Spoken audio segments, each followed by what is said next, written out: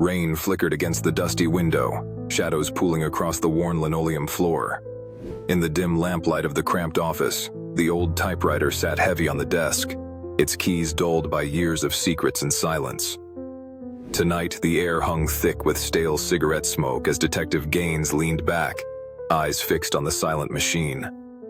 He'd found another letter, typed in the same anonymous hand, words spilling onto the page with an urgency that felt almost alive, as if the machine itself was trying to speak.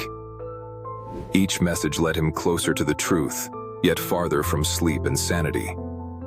He fed a fresh sheet into the carriage, fingers hesitating over the cold metal keys. Suddenly, the typewriter shuddered, its keys clattering on their own, striking out a rhythm that echoed in the quiet room. Words appeared, letter by letter. "I know what you did." Gaines froze, heart thudding in his chest. The machine rattled again. "You cannot hide from your past." The detective stared, sweat prickling his brow, the weight of years pressing down on him. He'd buried that secret deep years ago, but the typewriter had unearthed it, letter by letter, in this smoky tomb of forgotten memories. The final line appeared: "Confess before dawn."